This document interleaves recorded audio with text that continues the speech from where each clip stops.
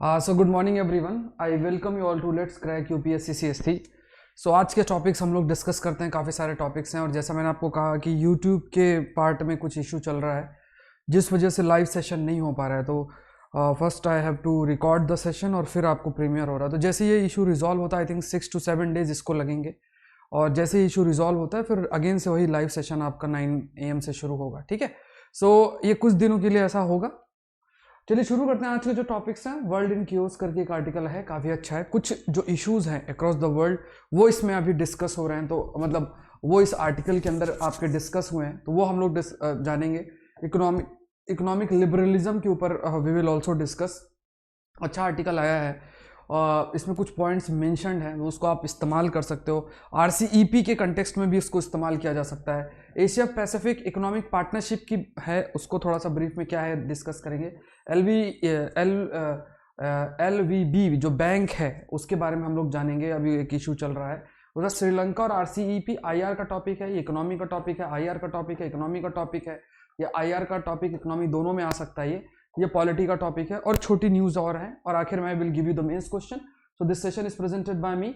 My name is Saurabh Pandey. अगर आप IAS exam की तैयारी कर रहे हैं, अनअकैडमी से जुड़ सकते हैं, इंडिया के टॉप 80+ एजुकेटर से जुड़ सकते हैं। और ये कोड याद रखना है, SPLIV कोड इस्तेमाल करोगे, जो अमाउंट है that amount will reduce by 10%। और आप मेरे जो कोर्सेस हैं वो तो कर ही सकते हैं, साथ में दूसरे सभी कोर्सेस आपके लिए फ्री होंगे। एग्रीकल्चर जो ऑप्शनल है, हाईली स्कोरिंग ऑप्शनल है ये, ठीक है। ये आज से शुरू हो रहा है, 11 बजे पहली क्लास है, ठीक है। उसके बाद 4:30 बजे भी क्लास है। तो इसका जो पर्पज़ ये है कि आपका जल्द से जल्द ऑप्शनल कंप्लीट हो जाए, और एक बार अगर आपका ऑप्शनल कंप्लीट हो जाता है तो इसमें भी आपको ह्यूज एडवांटेज मिलेगा, क्योंकि ऑप्शनल एक बहुत बड़ा एक हर्डल होता है। सो आपका कोई भी बैकग्राउंड हो, आप इस ऑप्शनल को जरूर से पढ़ सकते हो, ठीक है। Each and everything will be covered, हर एक चीज़ जो है वो कवर की जाएगी। क्लास में नोट्स प्रिपेयर कराए जाएंगे, तो वो भी आपको ध्यान में रखना है। तो again unacademy.com, Unacademy learning app, UPSC CST फिर सेलेक्ट करना है, and you have to use this code that is SPLIV। ये कोड आपको ध्यान में रखना है, that is SPLIV। You can also go for iconic subscription, ठीक है। देखो आप UPSC GS का सब्सक्रिप्शन सेपरेटली ले सकते हो, UPSC ऑप्शनल का सब्सक्रिप्शन ले सकते हो। जैसे अगर आप एग्रीकल्चर ऑप्शनल ही करना चाह रहे हो तो ये ऑप्शनल का सेपरेट सब्सक्रिप्शन ले सकते हो, GS का ले सकते हो, कंबाइंड जो है वो आप ले सकते हो। GS में जैसे current affairs, I take current affairs, उसके बहुत सारे बैचेस आते हैं और भी कई कोर्सेज हैं, उसमें भी टॉप एजुकेटर्स के कर सकते हो। ये सब चीज़ें इसमें आपकी हैं, ठीक है। ये सारी चीज़ें इसके अंदर इंक्लूडेड है। आइकॉनिक सब्सक्रिप्शन में आपको जो है मेंटर असाइन होंगे। इस सेशन का जो PDF है वो आप डाउनलोड कर सकते हैं इस टेलीग्राम चैनल से, daily dose with s.pandey। unacademy.com/@SPLive में आप मुझे फॉलो कर सकते हैं। सो ये एक इम्पॉर्टेंट इन्फॉर्मेशन है, कोर्स ऑलरेडी लॉन्च हो चुका है, पहली क्लास आज 11 बजे से है, ठीक है। ये आप देख सकते हो 20 नवंबर 11 AM से। तो ये एग्रीकल्चर ऑप्शनल पेपर 1 से शुरू हो रहा है। तो ये आपका ऑप्शनल बहुत जल्दी ही खत्म हो जाएगा, तुरंत ही आपका जो अगर देखोगे। सो दिसंबर तक आपका, दिसंबर और जनवरी फर्स्ट वीक तक पूरा ऑप्शनल खत्म हो जाएगा, पूरे नोट्स आपके हाथों में रहे। शुरू करते हैं। पहला जो टॉपिक है, world in queues and a movement of truth. तो देखो ये जो आर्टिकल है, इस आर्टिकल में कुछ पॉइंट्स हाईलाइटेड है, और जब किसी भी इश्यूज को अगर आप लेकर जाते हो, समझने की कोशिश करते हो, तो वहाँ पे इन पॉइंट्स को माइंड में रखना है, ठीक है। तो उससे क्या बेटर अंडरस्टैंडिंग भी डेवलप हो पाएगी किसी भी टॉपिक के कंटेक्स्ट में अगर आप देखते हो। तो यहाँ पे जैसे देखा जाए, USA की बात की जाए, इन केस ऑफ USA जो कि वर्ल्ड का लार्जेस्ट वर्ल्ड का ओल्डेस्ट डेमोक्रेसी है, तो वहाँ पे क्या डीप डिवाइड देखने को मिल रहा है ना, deep divide with in the society. Politics में तो है, सोसाइटी के विद इन भी देखने को मिल रहा है। डोनाल्ड ट्रंप के फॉलोअर्स डिफरेंट हैं, उनका व्यू पॉइंट डिफरेंट है, जॉ बिडेन के जो है डिफरेंट है। तो एक डीप डिवाइड आपको देखने को मिल रहा है। उसके अलावा अगर देखा जाए कि क्या क्या इश्यूज हैं, यूरोप में COVID-19 के केसेस दोबारा से बढ़ना शुरू हो रहे हैं। ब्रेग्जिट एक बड़ा इशू बन जाता है, exit of UK from European union, और किस तरीके का UK रिलेशन रखता है EU के साथ, और दूसरी जो इकोनॉमिक उनके साथ किस तरीके का रिलेशन रखता है। ये एक चैलेंजिंग टास्क बन जाता है। उसके बाद दूसरा जो इम्पोर्टेंस है वो ये है कि जो रशिया है वो भी काफ़ी, आप कह सकते हो कि कई सारे इश्यूज में है ना, जो रशिया है वहाँ पे भी कई सारे जो स्टेप्स लिए गए हैं वो भी काफ़ी क्लियरिटी के साथ नहीं है, काफ़ी मिस्टीरियस भी आप कह सकते हो। तो वहाँ भी एक आ रहा है कि जो डिस्पाइट मिलिट्री स्ट्रेंथ होने की वजह से किस तरीके का कदम उठाना चाहिए, रशिया को चाइना की तरफ ज़्यादा इंक्लाइन होना चाहिए, नहीं होना चाहिए, क्योंकि अगर चाइना की तरफ ज़्यादा इंक्लाइन हो गया तो जो डोमिनेंस है वो चाइना को फर्दर इंक्रीज हो जाएगा और वो एक सबसेट बन के रह जाएगा। फिर उसके बाद फ्रांस में देखोगे तो फ्रांस में भी जैसे टेररिस्ट अटैक है तो फ्रेंच वैल्यूज़ पर काफ़ी चैलेंजेस आपके देखने को मिल रहे हैं। जो टेररिज्म है उसकी रिसर्फेसिंग आपकी हो रही है, ये भी एक देखने को मिल रहा है। दूसरा जो है कि एक बहुत बड़ा जो एक इशू और भी है देखा जाए इस डिजिटल एरा में, वो है इंफॉर्मेशन वॉरफेयर। ठीक है, जो इंफॉर्मेशन वॉरफेयर है वो इंफॉर्मेशन वॉरफेयर भी एक बहुत बड़ा इशू है। कई सारे पॉलिटिशियंस या कंपनीज, आप जो भी कह सकते हो, वो इंफॉर्मेशन का मैनिपुलेशन और ये सब करती हैं जिससे कि वो अपना जो ऑब्जेक्टिव्स हैं उसको अचीव कर सकें। नेक्स्ट जो है इंडिया के कंटेक्स्ट में अगर देखा जाए तो सिटीजनशिप अमेंडमेंट एक्ट दोबारा से रीसर्फेस आपका हो सकता है। इसी तरीके से एनआरसी का इशू इमर्ज हो सकता है, या जम्मू एंड कश्मीर रीजन का जो एक इशू है 370 से रिलेटेड वो आपका रीसर्फेस हो सकता है। और इंडिया का चाइना का जो रिलेशन है, ये सब इश्यूज मतलब आप कह सकते हैं कि दोबारा से, क्योंकि इंडिया चाइना रिलेशन जो है वो ख़ास तौर से जो चाइना ने जिस तरीके के कदम उठाए हैं उस वजह से एक जो रिलेशन है वो डाउनग्रेड हो रहा है इंडिया और चाइना के बीच में। तो इंडिया के लिए ये सारे चैलेंजेस हैं। इसके अलावा अगर आप देखोगे कि गिलगिट बल्तिस्तान में इलेक्शन कराने की बात की गई तो इंडिया ने इसको अपोज भी किया है। तालिबान की बात करोगे तो वो प्रोमिनेंट हो रहा है। अफगानिस्तान में इंडिया एक जो उसका प्रेजेंस है वो आपका रिड्यूस हो रहा है, क्योंकि चाइना और पाकिस्तान का जो डोमिनेशन अफगानिस्तान के अंदर बढ़ रहा है, क्योंकि तालिबान का जो डोमिनेशन है वो काफ़ी बढ़ रहा है। ये एक कंटेक्स्ट है, इस कंटेक्स्ट में भी आपको थोड़ा सा ध्यान में रखना है। ठीक है, ये पॉइंट आपको इंपॉर्टेंट हो जाता है। उसके बाद RCEP से हम लोग इसका पार्ट नहीं, हमने इससे अपना विड्रॉ कर लिया है। सो ये गिलगिट बल्तिस्तान अफगानिस्तान RCEP का एक इशू है, इस पर एक सेपरेट आर्टिकल वो भी हम डिस्कस करेंगे। नेक्स्ट देखते हैं India's mask of economic liberalism is of. ठीक है, इकोनॉमिक लिबरलिज्म पर ये एक एंगल हाईलाइट किया गया। अब देखो यहाँ पे इकोनॉमी का टॉपिक है ना। यहाँ पे जो Indian I think foreign minister है उन्होंने कुछ बातें कही थी, उस पर इन्होंने डिस्कस किया, लेकिन में कुछ अच्छे पॉइंट्स हैं। तो ये इकोनॉमी से रिलेटेड कई टॉपिक्स आपके आएंगे, जैसे आज का मेंस का क्वेश्चन भी बेस्ड है। तो यहाँ पे अगर आप देखोगे तो फ्री ट्रेड एंड है ना, इंडियन एक्सटर्नल अफेयर मिनिस्टर ने इस चीज़ को कहा कि related to free trade and globalisation, मतलब FTA और ग्लोबलाइजेशन को उन्होंने डिसअप्रूव किया। उन्होंने कहा in the name of openness we have allowed subsidised product and unfair production advantage from abroad to prevail. मतलब दूसरे, हमने जो ये अपनी इकोनॉमी को ओपन की और ये सब चीज़ों ने दूसरे देशों के जो प्रोडक्ट्स हैं उनको ज़्यादा फेवर किया। हमने अपने को जो हमें एक स्टेप्स लेना चाहिए कि हम अपने आप को इम्प्रूव कर सकें, इन्हेंस कर सकें, उसके लिए जो कदम उठाना चाहिए था वो हमने नहीं लिया। इस बात को कहा गया और इस चीज़ को इस आर्टिकल में पूरे तरीके से क्रिटिसाइज किया गया। अब यहाँ पे जो मेंस का आज का क्वेश्चन है वो भी इसी पर बेस्ड है, तो उसको आपको थोड़ा सा ध्यान में रखना है। अब देखो यहाँ पे क्या है कि इंडियन एक्सटर्नल अफेयर मिनिस्टर ने इस बात को कहा है और कहा है कि जो एडवांटेज है ना, एक सब्सिडाइज प्रोडक्ट और अनफेयर प्रोडक्शन एडवांटेज कई देशों को मिल गया because of our such policy. अब यहाँ पे कुछ पॉइंट्स रखे गए हैं आर्टिकल के अंदर, जो कि ये जो स्टेटमेंट दिया गया है मिनिस्टर ऑफ एक्सटर्नल अफेयर्स के द्वारा, उसको क्रिटिसाइज किया गया है। और ये जो क्रिटिसिज्म है ये कंस्ट्रक्टिव क्रिटिसिज्म है।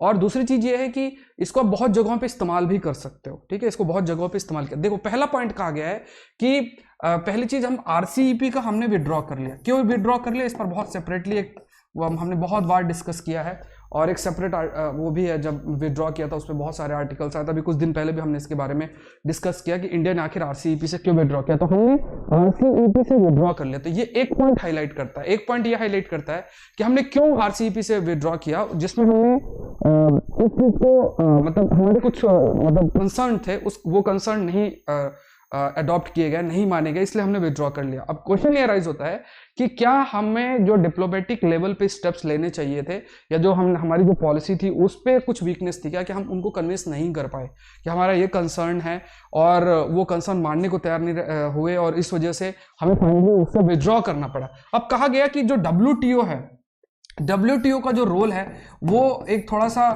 रिड्यूस हो रहा है। तो ऐसे कंडीशंस में जो ट्रेड मल्टीलैटरलिज्म है, ठीक है। जैसे ये मल्टीलैटरल जो ऑर्गेनाइजेशंस हैं, आरसीईपी हो गई या दूसरे किसी भी मल्टीलैटरल ऑर्गेनाइजेशन की बात करोगे तो जो मल्टीलैटरल ऑर्गेनाइजेशंस हैं इनका जो इंपॉर्टेंस है वो बहुत अधिक बढ़ जाएगा, और अगर हम इसका पार्ट नहीं है तो फिर एक मैटर ऑफ कंसर्न बन जाता है, ठीक है। तो ये एक पॉइंट आपका इसमें हाईलाइट किया गया। दूसरा, अगर फ्री ट्रेड एग्रीमेंट जैसे आरसीईपी जैसे फ्री ट्रेड एग्रीमेंट का पार्ट नहीं है तो इसमें क्या है, 15 देश है, अब वो एक दूसरे पर डिपेंडेंट रहेंगे कि तुम्हारा प्रोडक्ट हमारे देश में आएगा, रॉ मटेरियल यहाँ से यहाँ जाएगा, इस तरीके से एक ग्लोबल वैल्यू चेन क्रिएट हो जाएगी, तो हम एक ग्लोबल वैल्यू चेन का पार्ट नहीं बन पाएंगे, ये है, ठीक है। उसके बाद क्या है कि जो ईस्ट एशियन नेशंस हैं, साउथ ईस्ट एशियन नेशन है, वो बेटर पोजीशन में रहेंगे, ठीक है, उनको और बेटर एडवांटेज होगा। ईस्ट एशियन नेशंस की बात करोगे या साउथ ईस्ट एशियन नेशन की बात करोगे, they will be in better position, है ना, वो इसका पार्ट है तो वो बेटर पोजीशन में होंगे क्योंकि आरसीईपी का वो पार्ट है, ठीक है। साउथ ईस्ट एशियन नेशन है, जो आसियान देश हैं 10, वो इसका पार्ट है। दूसरा कहा गया कि इंडिया ने, अगर देखा जाए तो इंडिया एक ओपन इकोनॉमी बनी, है ना, 1990s में ओपन इकोनॉमी बनी, और उसके तहत अगर देखा जाए तो जब हम इंडिया को एक ओपन इकोनॉमी कहते हैं तो वो कंपैरेटिवली है, लेकिन अगर ओवरऑल सारे देशों से कंपेयर करें तो फिर भी हम कंपैरेटिवली क्लोज्ड इकोनॉमी की तहत, मतलब पहले हम पूरे तरीके से क्लोज थे और उसके बाद हमने ओपन किया, तो हम कह रहे हैं ओपन इकोनॉमी होगी। लेकिन ऑथर का कहना है कि जो ओपन शब्द इस्तेमाल कर रहे हैं कंपैरेटिवली वो अभी क्लोज्ड, अगर आप दूसरी इकोनॉमी से कंपेयर करते हो, ठीक है। तो इसमें कुछ एग्जांपल्स दिए गए हैं, जैसे फॉर एग्जांपल जो मोस्ट फेवर्ड नेशन, ठीक है, जो मोस्ट फेवर्ड नेशन की बात की जाए, एंड इंपोर्ट टैरिफ है वो लगभग 13.8% है, जो कि वन ऑफ द हाईएस्ट है। सो मोस्ट फेवर्ड नेशन जैसे WTO के नॉर्म्स के अंदर होता है कि आप जो देश है, जो पार्टनरिंग, जो WTO के मेंबर है, जिनके साथ आप ट्रेड कर रहे हो, तो उनको इक्वली आपको ट्रीट करना है, ठीक है। उनके जो प्रोडक्ट है, उन प्रोडक्ट को आपको ऐसा नहीं करना है कि आप उसको डिस्क्रिमिनेट कर रहे हो, उस पर बहुत ज़्यादा टैरिफ लगा रहे हो और अपने डोमेस्टिक इंडस्ट्रीज को फायदा उठा, मतलब उनको फायदा के लिए, ऐसा आप नहीं कर सकते हो। सर्टेन एक्सेप्शन से वो अलग चीज है। तो ये मोस्ट फेवर्ड नेशन का जो एक स्टेटस दिया जाता है, उसमें भी अगर आप इंपोर्ट टैरिफ देखो तो इंडिया का वन ऑफ द हाईएस्ट है। उसके बाद United nation conference trade development, इसकी बात करोगे तो इसकी जो इंडेक्स है, रिस्ट्रिक्टिवनेस इंडेक्स, उसमें भी हम वेरी रिस्ट्रिक्टिव कैटेगरी के अंदर आते हैं, ठीक है। इसका मतलब जो इकोनॉमिक जो ओपननेस की जरूरत है और अधिक है। इसके अलावा दूसरी चीज कही गई कि जो एंटी डंपिंग ड्यूटी है वो भी 972 टाइम्स हमने इम्पोज की है। एंटी डंपिंग ड्यूटी का मतलब होता है, जैसे मान लो कोई भी देश है, अपने देश में बहुत चीजें कुछ प्रोड्यूस करता है और उसको सेल करना है, ठीक है, बहुत सारी चीजें जो है उसको सेल करना है। अब उसके देश का मार्केट पूरी तरीके से सैचुरेट हो गया, अब उसको सेल करना, दूसरे देश में वो उसी प्रोडक्ट को बहुत ही कम रेट में बेचेगा। इवन जो वहाँ की डोमेस्टिक इंडस्ट्रीज हैं, वो डोमेस्टिक इंडस्ट्रीज जिस प्राइस में उस प्रोडक्ट को बेच रहे उससे भी कम रेट में बेचेगा, उसको डंप करने का कोशिश करेगा। तो इसको काउंटर करने के लिए एंटी डंपिंग ड्यूटी लगाई जाती है, जिससे कि जो डोमेस्टिक प्लेयर्स हैं उनको नुकसान ना हो। तो ये हमने एंटी डंपिंग ड्यूटी भी बहुत बार लगाई है। उसके बाद क्या है कि इकोनॉमिक सर्वे ने भी इस बात को हाईलाइट किया। अगर आप इस बार का इकोनॉमिक सर्वे देखोगे तो इकोनॉमिक सर्वे ने भी हाईलाइट किया कि हमें इससे काफी बेनिफिट हुआ है। इकोनॉमिक सर्वे ने भी इस बात को हाईलाइट किया है कि जो FTA है इससे हम काफी ज्यादा बेनिफिट, इस पर एक सेपरेट चैप्टर भी है, आप उस चीज को जरूर से पढ़ना, ठीक है, क्योंकि इस बार प्रश्न जरूर से आपका बन सकता है। उसके बाद जो ग्लोबलाइजेशन है ना, IMF की अगर बात करोगे तो IMF ने भी इसको कहा है कि जो ग्लोबलाइजेशन है उससे इंडिया को काफ़ी बेनिफिट हुआ है। अगर आप पहले से और अब से कंपेयर करते हो, पोस्ट 1991 से जो हमारी ग्रोथ है और तेजी से आपकी बढ़ी है, ठीक है। तो ये कुछ पॉइंट्स हैं, बहुत अच्छे पॉइंट्स हैं जो हाईलाइट किए गए हैं और इसको आपको थोड़ा सा ध्यान रखना है, ठीक है। तो ये बहुत इंपॉर्टेंट पॉइंट्स हैं। तो देखो, ये ऐसे जो पॉइंट्स हैं, कोई भी कदम आप उठाते हो तो उसमें आप, जैसे RCEP से रिलेटेड है, प्रोटेक्शनिज्म से रिलेटेड क्वेश्चन है, लिबरलाइजेशन से रिलेटेड क्वेश्चन है, तो वहां पे इन आर्गुमेंट्स को आप इस्तेमाल कर सकते हो, ठीक है। तो या इसको आपको ध्यान में रखना है। नेक्स्ट आर्टिकल देखते हैं। नेक्स्ट है आपका, it is related with a bank, Lakshmi Vilas bank नाम से, ठीक है। लक्ष्मी विलास, ये भी इकोनॉमी का टॉपिक है, तो आप लिख सकते हो Lakshmi Vilas bank case, Lakshmi Vilas bank case, इसको आप वो कर सकते हो, ठीक है, लक्ष्मी विलास बैंक केस। तो यहाँ पे कुछ एस्पेक्ट है उसको डिस्कस करते हैं एक एक करके। इस सेशन का PDF आप टेलीग्राम चैनल dailyrosewithus.pandey से डाउनलोड कर सकते हो। और जैसा मैंने आपको प्रॉमिस किया था एग्रीकल्चर ऑप्शनल से रिलेटेड कि वो आपका 2 महीने में कंप्लीट होगा, तो आज से क्लास शुरू हो रही है। अनअकैडमी के अंदर। अगर आप अभी तक आपने ज्वाइन नहीं किया तो उसको जरूर से करो, बट आप सब्सक्रिप्शन जब लोगे तो यूपीएससी ऑप्शनल का लेना, अगर जीएस का लोगे तो उसमें इंक्लूडेड नहीं है वो, ठीक है।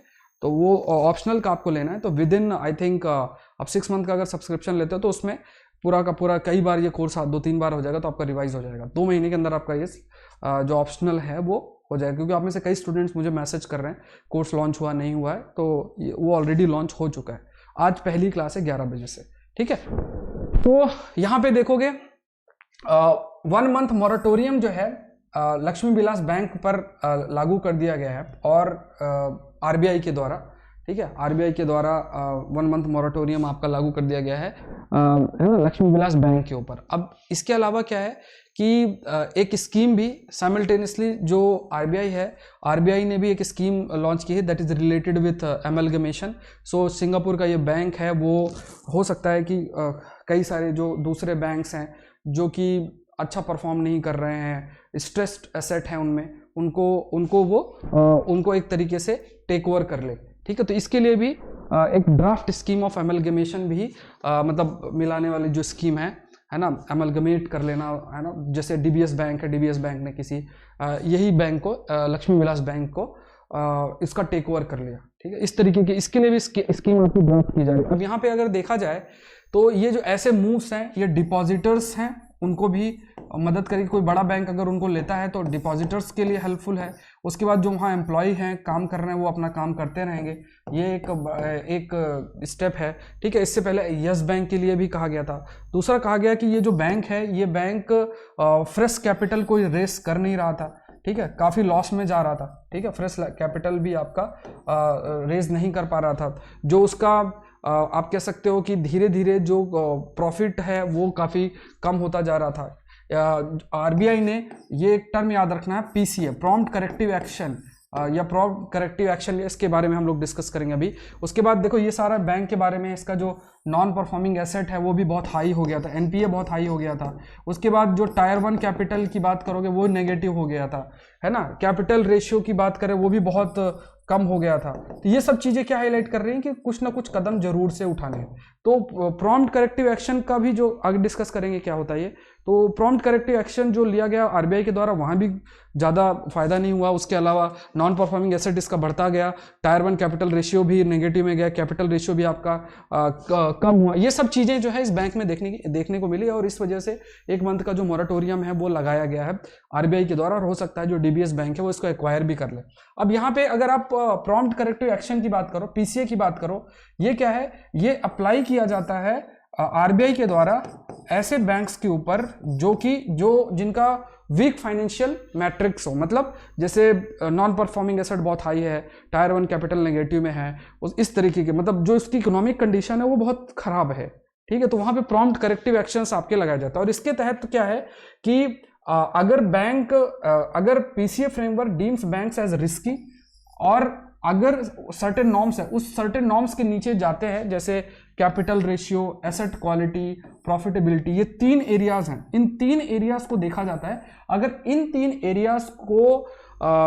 एरियाज में जो परफॉर्मेंस है बैंक का वो बहुत पुअर है, तो आरबीआई पीसीए के तहत उसको अपने वॉच में रख लेती है, मतलब आप कह सकते हो उस पर नजर रखती है, ठीक है, अंडर प्रॉम्प्ट करेक्टिव एक्शन। इसके अलावा जैसे नॉन परफॉर्मिंग एसेट आप सभी को पता है, ये एक ऐसा अमाउंट होता है, ठीक है, जिसमें है ना इंटरेस्ट नहीं, जैसे बैंक ने लोन दिया, अब लोन में इंटरेस्ट नहीं आ रहा है, ठीक है, कोई भी रीज़न हो सकता है, विलफुल जो है डिफॉल्टर भी हो सकता है, जो भी रीज़न हो, जो इंटरेस्ट है, क्योंकि इंटरेस्ट जो आता है उसी से बैंक कमाई करता है।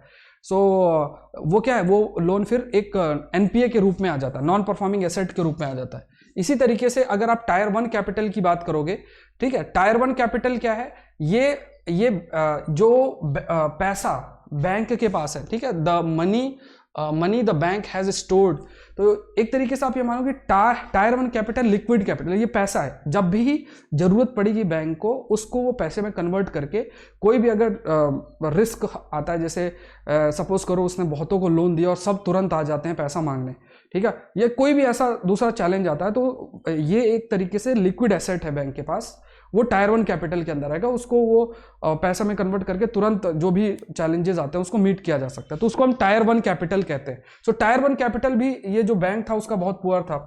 उसके बाद क्या है, अगर देखा जाए तो आरबीआई ने अपने फाइनेंशियल स्टेबिलिटी रिपोर्ट इन जुलाई में हाईलाइट किया था कि gross non performing asset ratio of commercial banks जो है वो और पुअर हो सकता है। It can be around 14.7% by March 2021।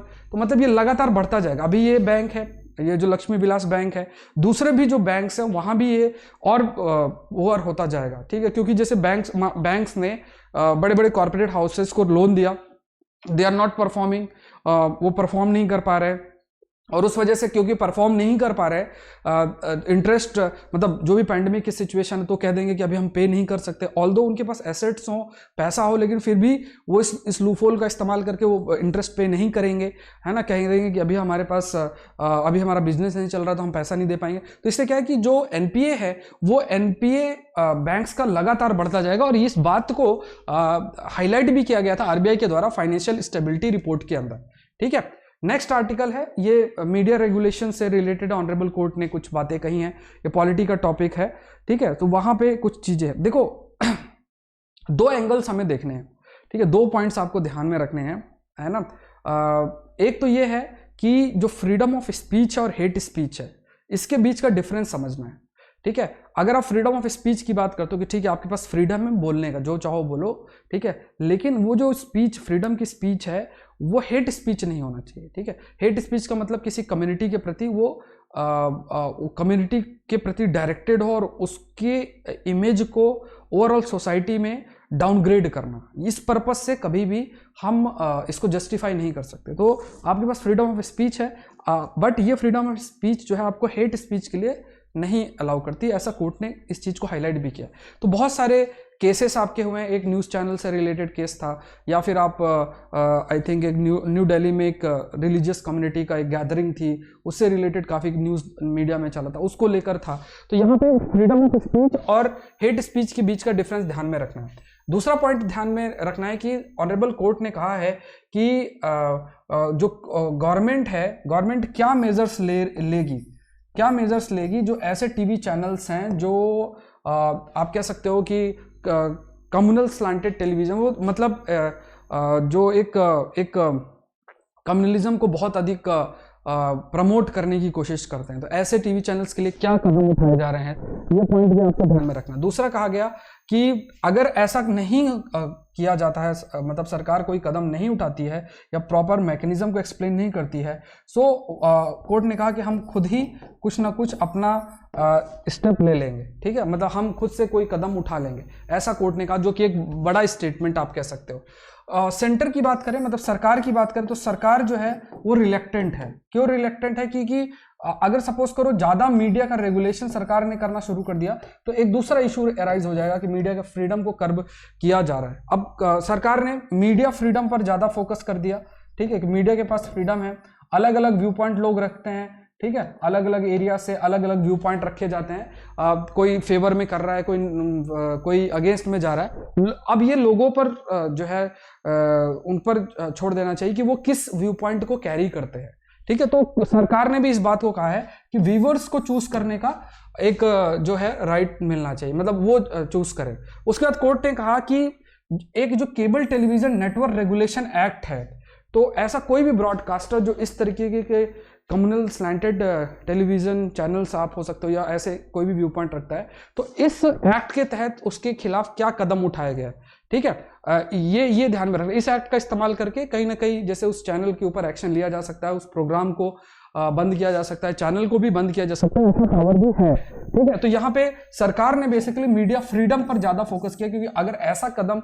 अगर आपको याद हो तो कुछ समय पहले एक चैनल के ऊपर, है ना, एक चैनल के ऊपर ऐसा सरकार ने कुछ कदम उठाया था, जो कुछ कदम उस चैनल के द्वारा उठाया था, तो बहुत बड़ा एक इशू क्रिएट हो गया था। अगर आपको याद हो, आई थिंक 1-1.5 साल पहले हुआ था, तो जो प्रेजेंट गवर्नमेंट ने कुछ एक्शन लिया था उस चैनल के ऊपर एक दिन के लिए, तो वो एक इशू बन के आ गया था काफी बड़ा। फिर तो ये चीज भी बहुत जरूरी। अभी तो ठीक है, एक आर्गुमेंट हम यहाँ दे रहे हैं, उसके बाद मान लो सरकार ने ऐसा करना शुरू कर दिया, तो फिर जो सरकार में बैठे हुए हैं वो भी ये करना शुरू कर सकते हैं कि मतलब जब भी कोई उनको लगता है ये चैनल हमारे खिलाफ बोल रहा है, हमारी पॉलिसीज के खिलाफ, उसको कुछ ना कुछ एंगल से बंद कर दिया या उस शो को बंद कर दिया। तो ऐसा नहीं हो, तो इस पर भी बैलेंस बनाना जरूरी है, ठीक है।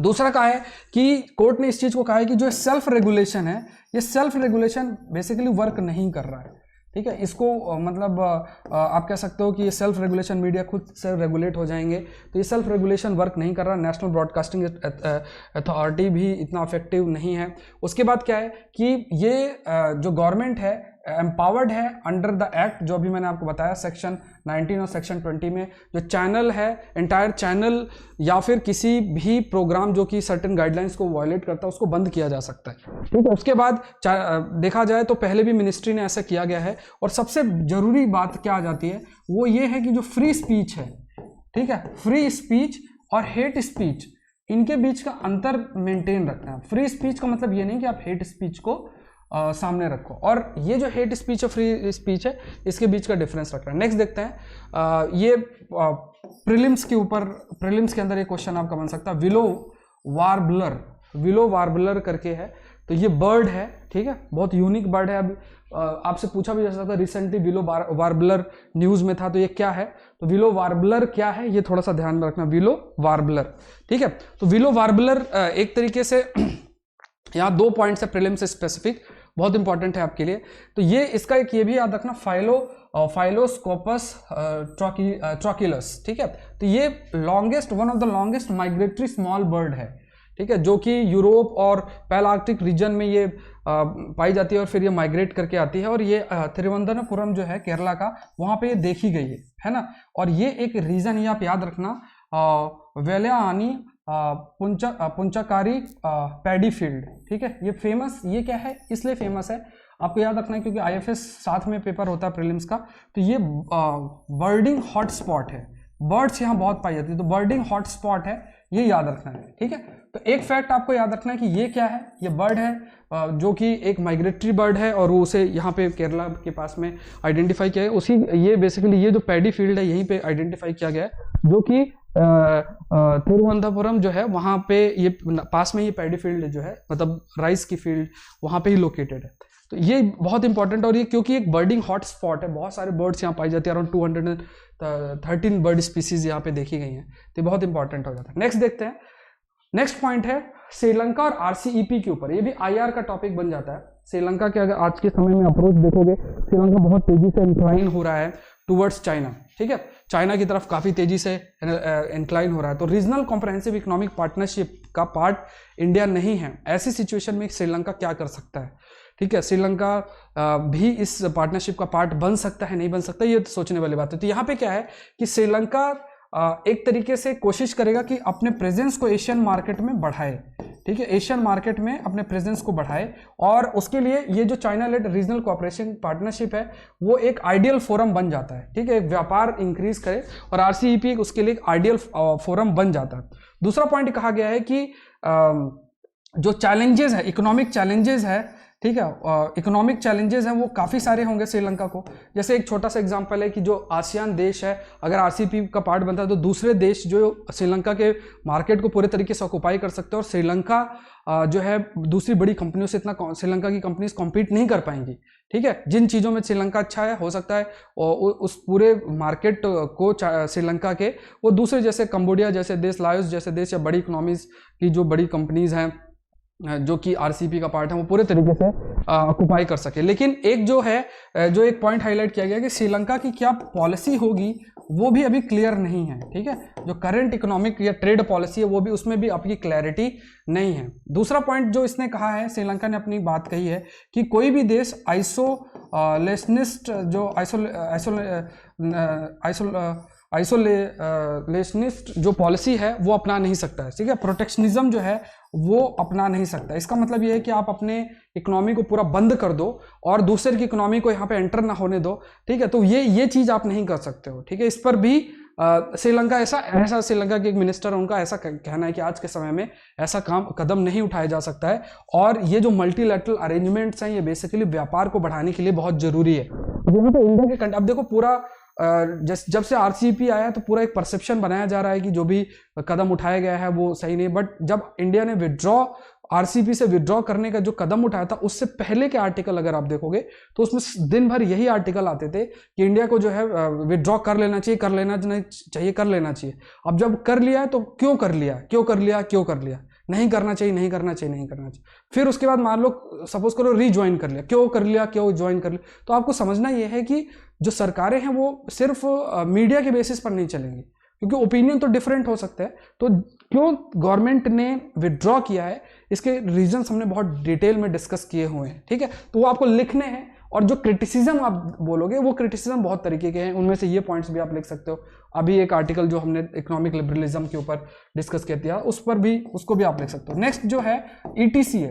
अब देखो यहाँ पे इकोनॉमिक और टेक्नोलॉजी कोऑपरेशन एग्रीमेंट इंडिया के साथ श्रीलंका ने साइन किया था, तो वो भी अभी उसमें भी आगे बढ़ा नहीं गया है श्रीलंका द्वारा। दूसरा, श्रीलंका बहुत तेजी से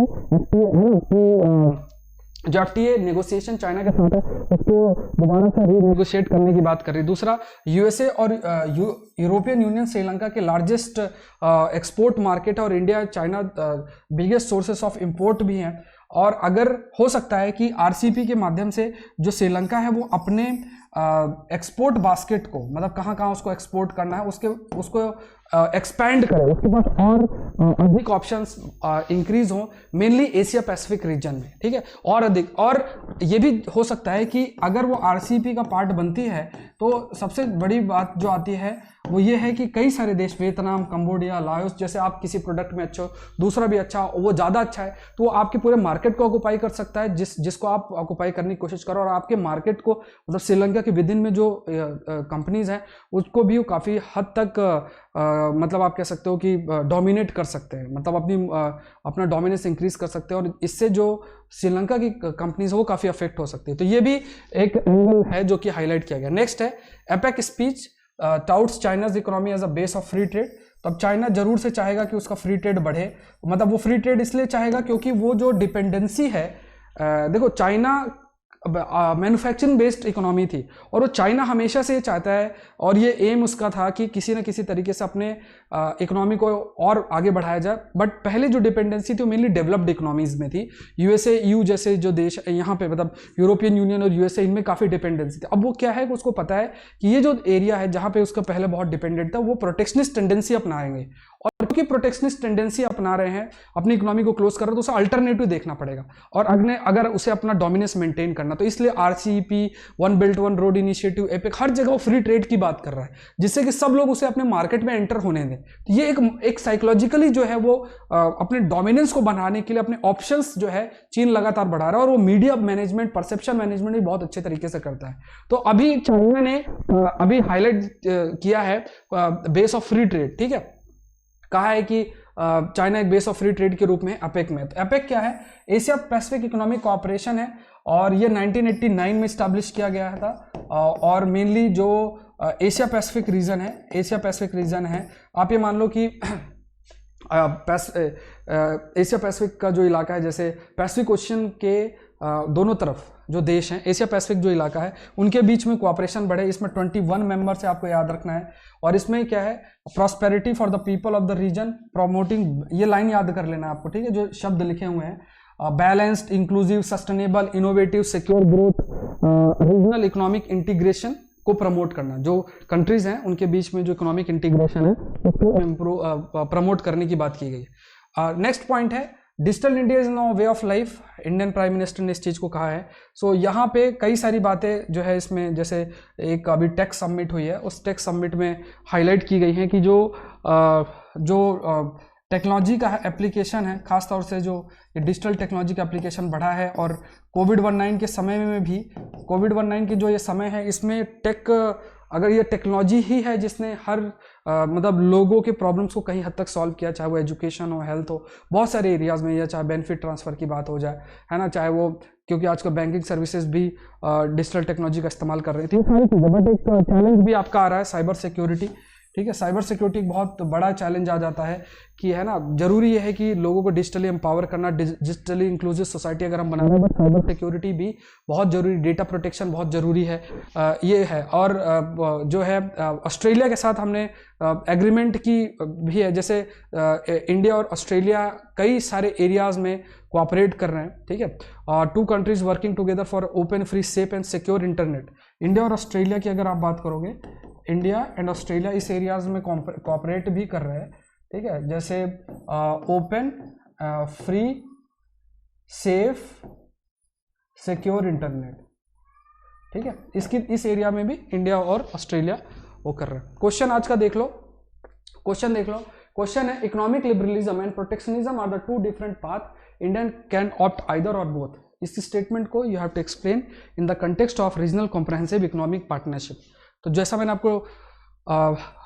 आपको बताया था, वैसा मतलब जो हम लोगों ने डिटेल में डिस्कस किया, उस कंटेक्स्ट में आप आंसर कर सकते हो।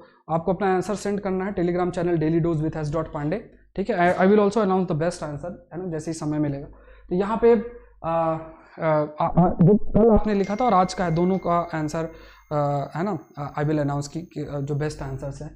अब यहाँ पे detail course on agriculture optional आपका लॉन्च हो चुका है, आज पहली क्लास है ना। ऑप्शनल कंप्लीट करने का आपका पास ये बहुत अच्छा मौका है, तो अगर अभी तक आपने नहीं किया तो इसको आप जरूर से करो, इट विल हेल्प यू, ठीक है। एक बार ऑप्शनल कंप्लीट हो जाएगा तो ये काफ़ी आपको मदद करेगा।